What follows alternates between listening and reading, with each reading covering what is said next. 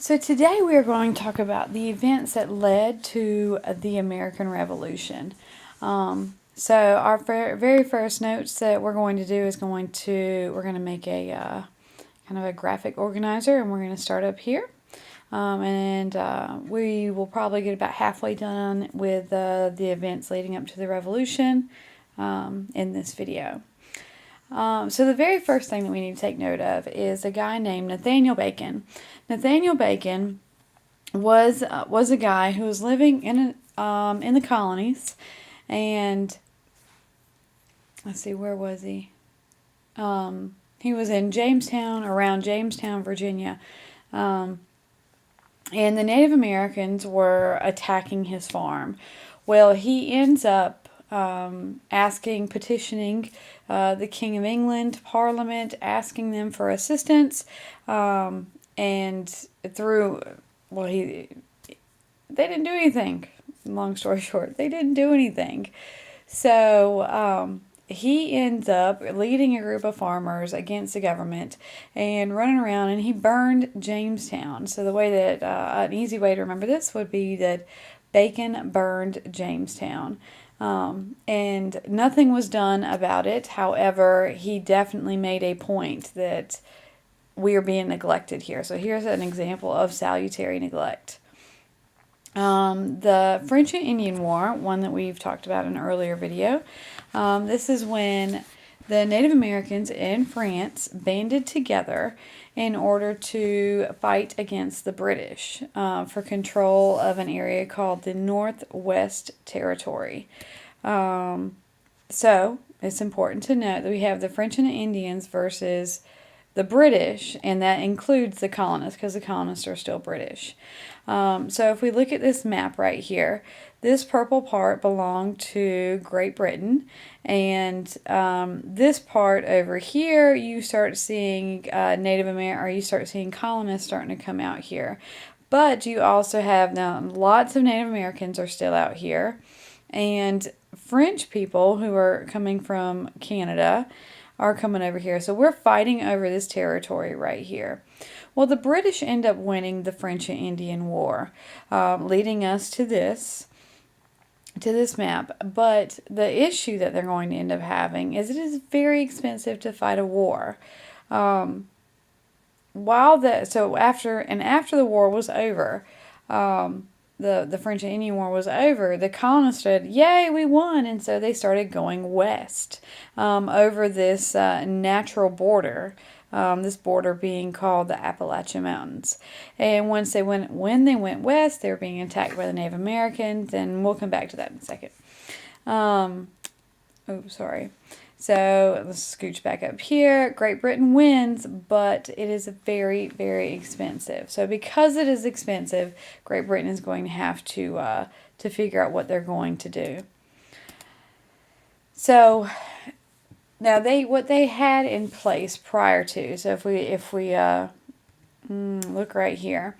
The Navigation Acts were acts that were passed in 1660. If we look over here, this is clearly after this time. But the Navigation Act says that all ships that are leaving any colony of Great Britain must stop in Great Britain first. And if you can recollect, that is part of mercantilism. Mercantilism, one of the principles being that you have to sell your raw materials to the mother country. But this was a bad deal for the colonies. They did not like this because you had, if I sold, say a log, a tree that was cut down and took that log and we shipped it over to England and we sold it to them for, say, $10. And once we sold that log for $10, Great Britain would take it and refine the materials and say, make a tree or make a table from that tree and 4 chairs. Well, if we sold them the lumber for $10, they would sell us the table and the chairs for $100. We're losing out on this, and so this ends up being, the colonists get very resentful about this. So this started in 1660, and the colonists were ignoring it. They were ignoring it, and they were getting away with doing it. It's when your mom or dad puts a rule into place and says, don't do this, and then you do it, and they don't say anything about it. So the colonists ignored this law for a very long time. Until all of a sudden salutary neglect ended. The king's like, hey, what are y'all doing? And they start getting in trouble for it. They get a little mad. They're like, wait, we were doing this for years. You never said anything. But, all right, so that's one way they started trying to make some more money off the colonists. So 1660 was just not enforced until after that. So the Treaty of Paris, which says that the British have won this territory. However, the French are supposed to leave, but the Native Americans are still there. So what ends up happening is the colonists start trying to go west, like what I was trying to say earlier. They're trying to go west over the Appalachian Mountains, but the Native Americans are still here. There's nowhere for them to go except further west. And so when the colonists try going over the mountains and they're getting killed by the Native Americans or attacked, they complain to the king and they say, you have to help us. This is our land. We won it fair and square in the French Indian War. And the king said, all right, I've got a solution. Don't go west. He said that no settlements are going to be allowed to go past this line right here. This is very upsetting to the colonists. And just like any teenagers, once you tell them not to do something, they're probably going to do it. So the proclamation line just made them feel annoyed. It's when your brother is hitting you, and yet they're in your room. You tell mom and she does nothing about it, and you feel like, you have a right to be upset about this. All right. So the king and the parliament are going to continue to try to make some money because the navigation acts are not working.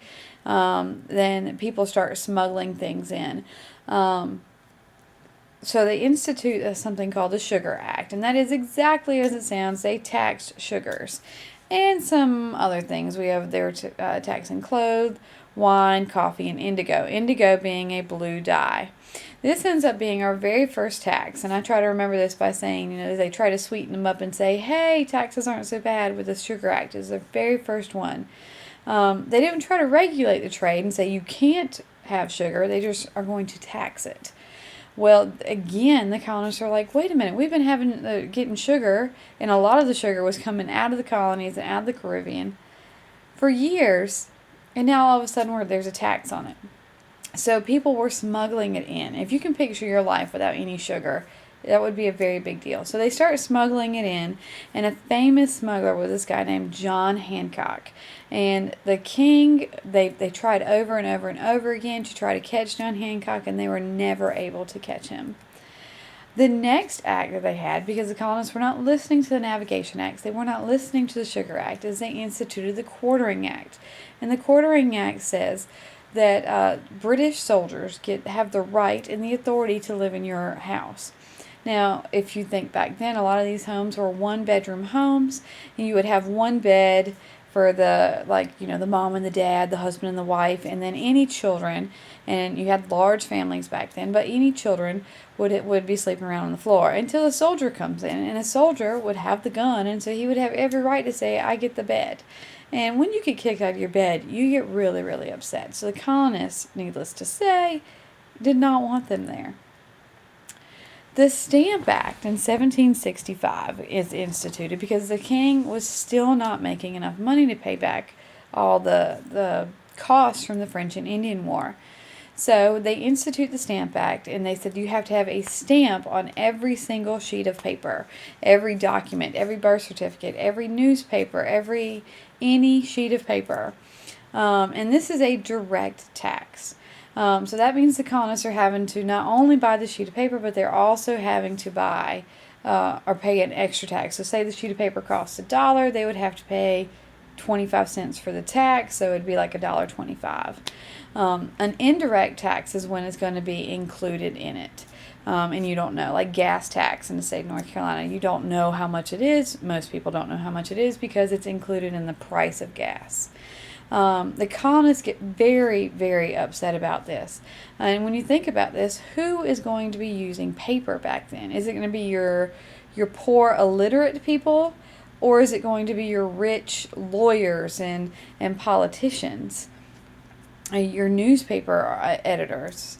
it's going to be the people who actually have a voice and are not afraid to speak out.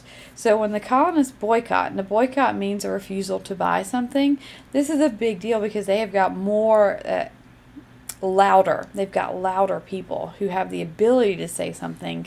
And so they strongly boycott this, refuse to buy this, and they start making their own paper. And which brings us to another guy. His name is Samuel Adams. Now, Samuel Adams is probably somebody you've heard of before, but most people today think Samuel Adams started a beer company, and we still have it today, and that would be incorrect. He did start a beer company, and he went bankrupt. Samuel Adams was pretty much a failure at just about everything except making a fuss about something. So he started a printing company and it went bankrupt. He started a brewery company and that went bankrupt. He just kept on trying everything. He just failed until he created this group called the Sons of Liberty, and they wrote papers and they got people all fired up and angry about things that were going on, and he was very successful at doing that. So they're still smuggling. Now they're making their own homespun goods, and that's when the king says, "Fine, let's put a tax on things that they cannot make there." So he is called the Townshend Tax, named after their prime minister at the time, and they put a tax on luxury items. These things are luxuries. Glass is something that's very expensive to make. You're going to have to make it in England. And to get it back over across a ship in a wagon to somebody's house, that would be crazy. It was really, really expensive. Paint is also really, really expensive. Other stuff like chocolate, silk, anything that they could not make in the colonies by themselves, they put a tax on that. And they were trying to pay for more because the whole time the colonists are getting angry. So not only they're still paying for a war, the French and Indian War, but they're also having to pay for more troops and guns and food and clothing for the British soldiers to live in America. This is when this expression comes out. Hopefully you've heard of this before. No taxation without representation. Because the colonists did not have a voice in Parliament, and Parliament continues to pass these taxes. So the colonists say, you cannot continue to tax us unless we have a voice in Parliament. Didn't really work all that well. So the king is taxing and taxing and taxing over and over and over, and finally we have a culminating event, a huge event, the Boston Massacre. Now, when you think the Boston Massacre, or when you think a massacre, we typically think lots of people, right? Well, what happens is that you have a group of soldiers walking through the streets of Boston, and you have a group of colonists following along, taunting them, throwing seashells at them and dirt clods and just calling them lobster backs for their red coats and just being really ugly to them. Well, we don't know who. To this day, we don't know who, but somebody fires a shot. And once they did that, then that immediately sets off a riot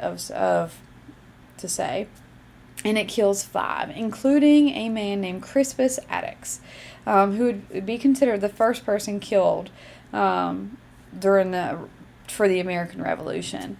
Now, right after this happens, Paul Revere creates a picture, and it passed through the colonies. And at the top it says, "The Bloody Massacre perpetrated in King Street, Boston, on March 5th, 1770, by a party of the 29th Regiment." That in itself says, who did this? Who is the perpetrator?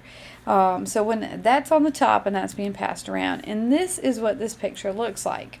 And if we look at this picture, there's a lot being said here. First, we have to look at the fact that they are in a city. Because they're in a city, back then, you did not have conflict and battle happening in cities. So that says right there that this was not an act of aggression by the colonists. Because if a civilized person had a battle, they would have gone out into the countryside and they would have marched each other, and both sides would have been armed.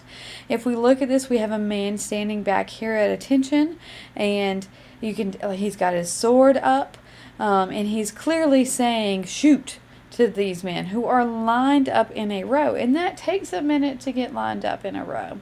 They've got their guns, and you didn't walk around with a loaded gun back then, and back then those guns took a minute to load.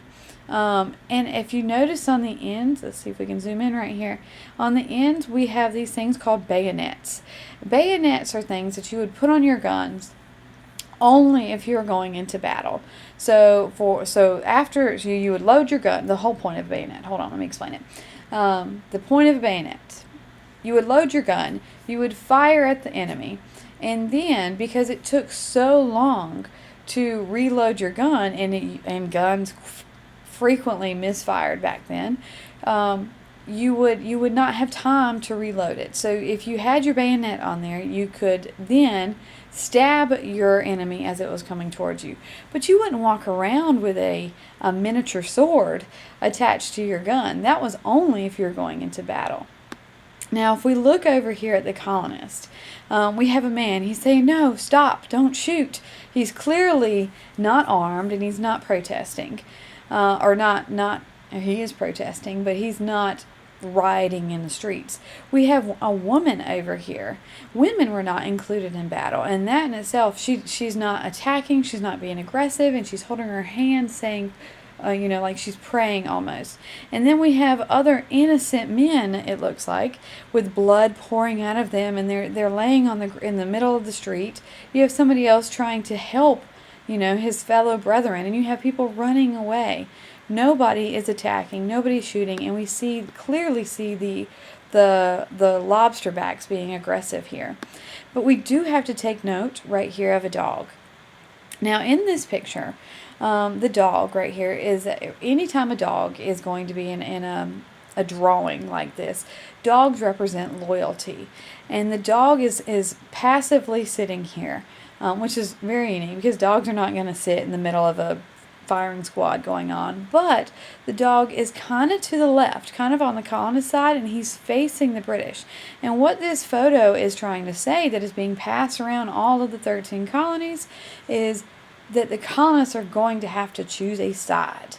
And so that is a lot of symbolism. And then down here it says engraved and printed and sold by the Paul Revere, which hopefully you've heard of him, and we're going to talk more about him. All right, so this is the homework assignment that you have. You will need to go through and define each one of these events, describe them, and kind of like in basketball, so you'd have to decide which one of these would be a bigger cause of the American Revolution. Would it be the Navigation Act or Bacon's Rebellion? And you would put who you think is the winner on this line, and then you would have to, now you've already defined what you put on this line, so once you define it once, you don't have to define it again, and then you'd have to ultimately come out with a winner at the very end. You do need to explain why you think that was the biggest cause of the American Revolution. All right, get to work.